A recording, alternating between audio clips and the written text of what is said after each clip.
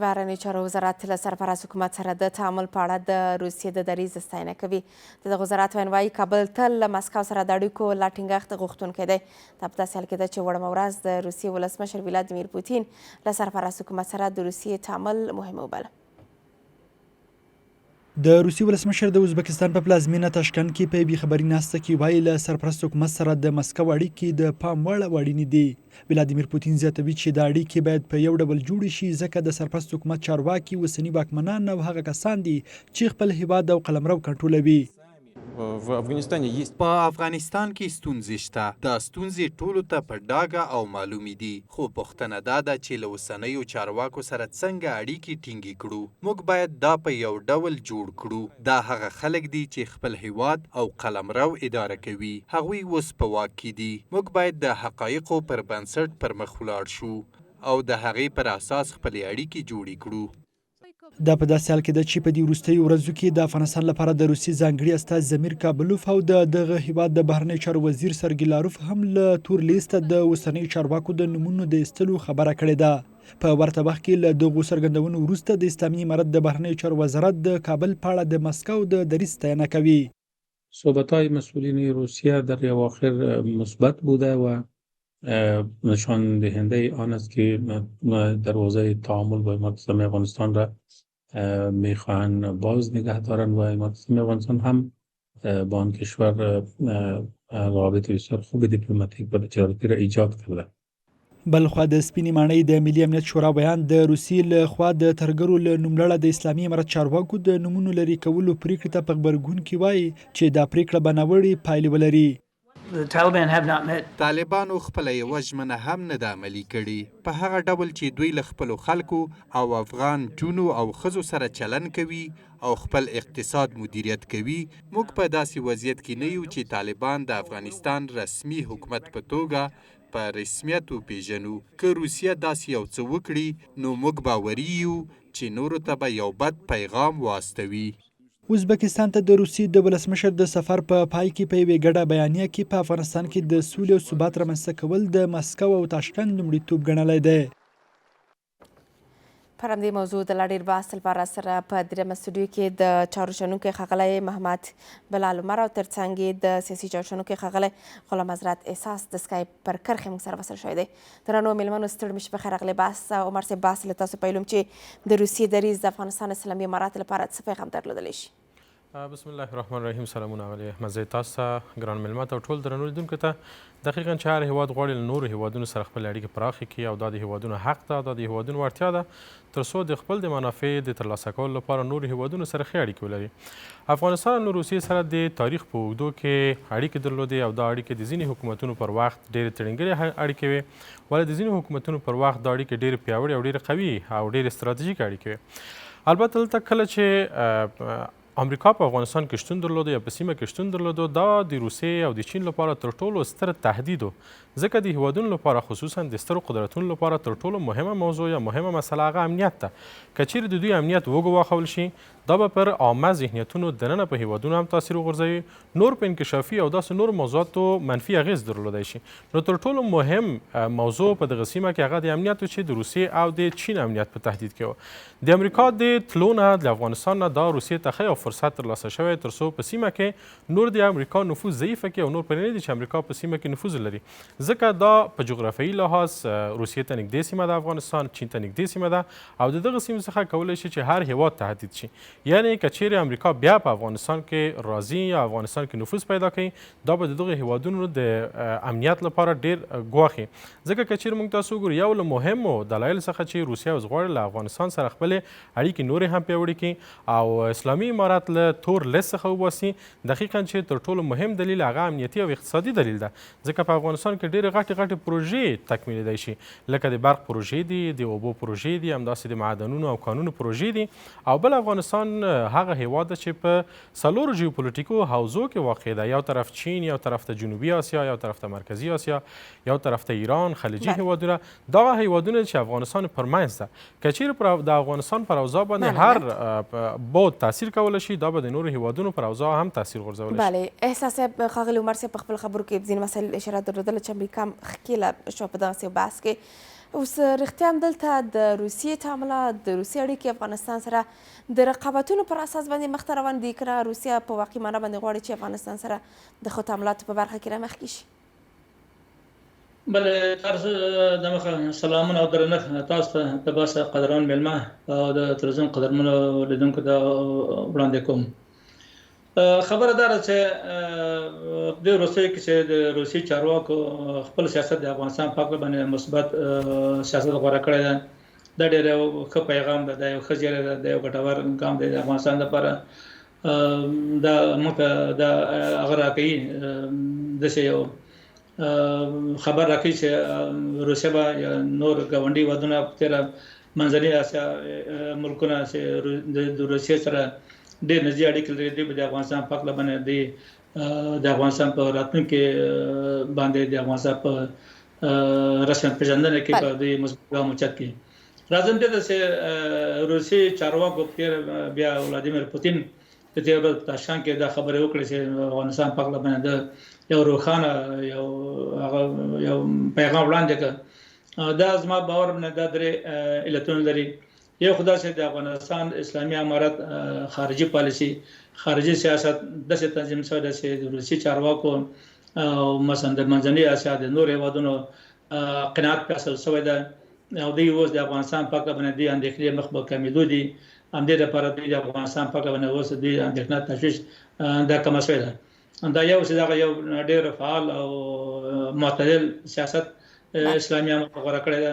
دوم دا چې د اسلامي امارت د دریځ د داعش په وړاندې باندې دوی قاطعانه مبارزه د هغوی د ځپلو د هغوی د وړلو د له منځه وړلو په هکله باندې چې داعش هم د روسیې لپاره هم د افغانستان لپاره د مشترک دشمن ده او دغه د دشمن او دین هم روسیه ډېره ویره لري، خصوصا د مسکو د وروستي برید سال د وسو روسیې ته ډېر سخت ټکان ورکړی ده. نو اوس روسیه ډېره علاقمنده ده چې افغانستان اسلامي امارت سره تعامل وکړي او ډېر نږدې اړیکې سره ولري.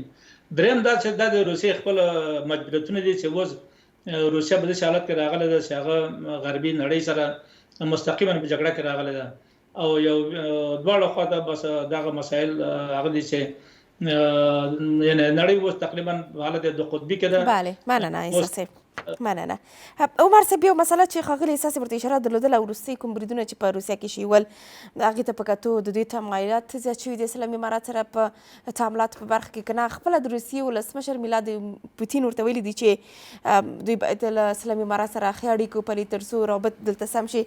کوم اندېښنې دي چې بالاخره ولادیمیر پوتین دې ته اړ شوی دی چې اسلامي امارت سره د ښو اړیکو غوښتونکي شي؟ په واقعي معنا باندې دغه اړیکې غوښتونکي دي که نه د بریدونو د مخنیوي په سیمه کې د امنیت د کنټرول په برخه کې امارات سره اړیکې مهمې دي؟ بلې ګورې همیشه چې موږ تاسو په سیاست کې ګورو هیڅکله دایمي دوست او دښمن نشته. دایمي دوست او دښمن هغه د هیوادونو ملي ګټې ټاکي. کله چې د هیوادونو ملي ګټې یو چېرته خوندي شي ډېر کسان به چې هغه به دښمنان ویل هغه په دوستانو بدلیږي یا ډېر کسان به هغه دوستان په دښمنانو بدلیږي. دلته د اسلامي امارات او د روسیې ترمنځ هغه د اړیکې پراخوال دقیقا دا دوه اړخیز توافق دی. که چیرې موږ تاسو وګورو مخکې لکه څنګه چې ما مخکې ویلې دلته د امنیت مسله ده. اوس نړۍ تقریبا بیا غواړي چې بلاکونه تشکیل شي لکه څنګه چې موږ د دوهمې نړیوالې جګړې نه وروسته د سړې جګړې موضوع ته پام کوو. دلته دقیقا بلاکونه وو چې یو طرف ته شرق بلاک یو طرف ته هم غرب بلاک چې د دوو ایدولوژیانو تقابل و. اما اوس هم هماغه بلاکونه ترتیبیږي او بالاخره یارګیریانې دي. هر هیواد غواړي تر څو خپل هیوادونه ځان سره یو ځای کړي، خصوصا شرقي هیوادونه لکه روسیه او چین غواړي چې نور هیوادونه هم د دوی تر څنګ ودرېږي. که چیرې موږ تاسو وګورو تر ټولو مهمه مسله دلته د امنیت مسله ده، ځکه لکه څنګه چې ګران میلمه اشاره ورته وکړه په مسکو کې چې کوم برید وشو په روسیې کې دقیقا دا هغه موضوع ده چې د ملي امنیت د روسیې ګواښي. نو ځکه دغه اړیکې چې له اسلامي امارت سره ټینګې شوي دي دا د دې لپاره تر څو په ګډه سره هغه عناصر چې سیمه نامنه کوي خصوصا په مرکزي اسیا کې دوی وشي کولی په دوه اړخیزه توګه د دغه ډلو د فعالیت څخه مخنیوی وکړي. که چیرې هره ډله دلته راپورته کیږي او د سیمې هیوادونو امنیت په ټوله کې د اسیا امنیت ګواښي نو دوی کولی شي چې په هماهنګي او په همکاري سره دغه ډلې وځپي او ونه پرېږدي چې د هیوادونو امنیت وګواښي. احساس صاحب امریکا غبرګون ښودلی دی د روسیې دغه وروستي دریځ ته او ویلي دي چې دا هغسې عمل دی چې ممکن ډېر شمېر هیوادونو سره توافق ونه کړي.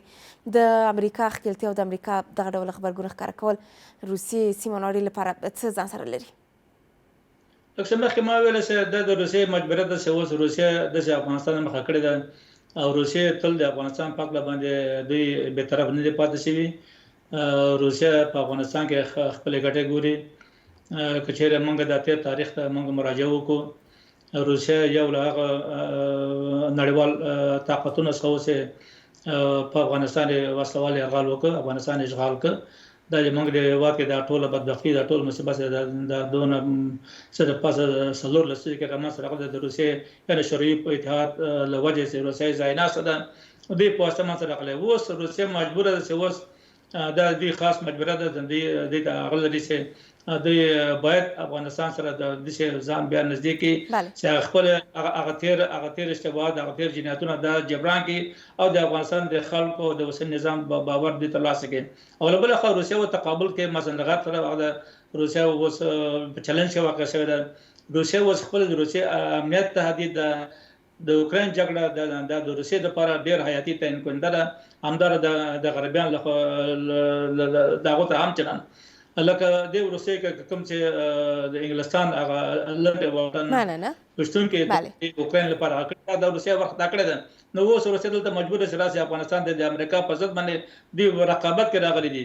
دا غواړي چې وار د مخته کې افغانستان نظام نږدې کې افغانستان د پیژندنې لپاره ګامونه اوچت کړي، د تورلیست نو بس دا وکړي چې دلته اوس دغه دلته امریکا دلته اوس ځکه دلته راغلي ده اوس په غوسه ده، په قهر ده چې دا هغوی لپاره خپل تهدید دی، یو چلنج، یو مقابله دوی ورسره اعلان کړی، ځکه امریکا یې اوس مخالفت کوي.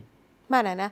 عمر صاحب، ښاغلي ستاسې بولي چې روسیه اړ ده، روسیه ولې اړ ده؟ آیا روسیې لپاره نورې ګزینې، نورې برخې نشته، نورې هېوادونه نشته چې که هغه رقابت کوي لکه چین، هند یا دې ته ورته نور هېوادونه چې دوی وشي کولی چې ترې کار واخلي؟ که نه اړ ده چې باید افغانستان له لارې دوی خپل رقابتونو ته ورسېږي، افغانستان د دوی لپاره یو ښه ګزینه کېدلی شي؟ ګورې، دا د افغانستان لپاره ډېره مهمه ده چې یوازې د روسیې د نږدېوالو لپاره خپلې نورې اړیکې خرابې نه کړي، ځکه موږ تاسو ډېرو نورو هېوادونو سره ډېر پراخ اړیکې درلودې، لکه غرب خصوصا آلمان سره، فرانسې سره، ایټالیا سره، همداسې برېټانیا سره موږ ډېرې تاریخي اړیکې لرلې. که چیرې دغه توازن په پام کې نه نیول کېږي او بالاخره د افغانستان ډیری سیاستونه خصوصا له روسیې سره تړاو پیدا کوي، دا به د افغانستان لپاره یو ښه پیغام نه وي، ځکه که چیرې موږ تاسو وګورو اوس هم امریکا یو قوي هېواد ده، اوس هم اروپا یو قوي اتحادیه ده، دا کولی شي چې د افغانستان د امنیت او په اقتصاد باندې ډېر منفي او مثبت اغېزې وغورځوي. نو موږ تاسو باید هېڅکله خپل اړیکې خراب نه کړو، هېڅکله باید توازن له منځه ونیسو او دا توازن باید همیشه وساتل شي. البته دا توازن ساتل خو ټول خبره کوو چې توازن باید وساتل شي او اسلامي امارت هم همیشه خبره دا کړې چې موږ توازن ساتو، اما دغه توازن ساتل ځینې شرایط ته اړتیا لري. که چیرې دغه شرایط پوره شي نو دا توازن به وساتل شي او که چیرې دغه شرایط پوره نه شي دا به د افغانستان لپاره منفي پیغام لري. لومړی د توازن د ساتلو لپاره موږ تاسو باید یو قوي اقتصاد ولرو.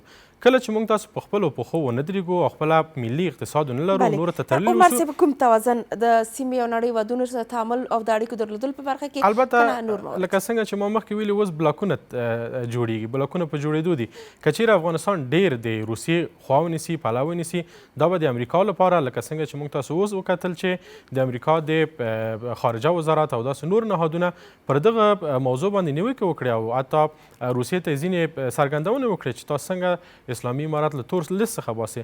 دا ګورې دا خپل اساسیتونه دي. یعنې لومړی باید موږ تاسو یو قوي اقتصاد ولرو، قوي اردو ولرو چې زموږ تاسو د سرحدات څخه ساتنه وکړي، او بل باید له نورو خصوصا همسایه هېوادونو سره موږ تاسو ډېر آرامه او راحت اړیکې ولرو. څومره چې د همسایه هېوادونو سره موږ تاسو په شخړه او جګړه کې اوسو، دا د افغانستان لپاره په خیر نه ده، ځکه افغانستان اوس په داسې یو شرایطو کې نه ده چې هغه له همسایهګانو سره خپل اړیکې خرابې کړي او بالاخره د اوضاع نامنه کړي. یعنې په ټوله کې که چیرې موږ تاسو غواړو چې په دغه سیاست کې موفقه اوسو او هېڅکله د شرق او د غرب په لومه کې ونه لویږو، نو باید دغه ټکو ته باید توجه وکړو، جدي توجه وکړو او خپل توازن وساتو، ځکه همیشه د افغانستان حکومتونه چې له منځه تللي یا په افغانستان کې ګډوډي رامنځته شوی، دا د عدم توازن یا به موږ تاسو د غرب خوا نیولی یا به د شرق خوا نیولی. ولې دغه توازن ساتل دا ځینې شرایط لري، لکه څنګه چې ما مخکې ورته اشاره وکړه چې دغه شرایط باید په پام کې ونیول شي. بله، مننه درنو میلمنو، مننه ژوندي اوسئ دا چې بحث کې مو ګډون کوو.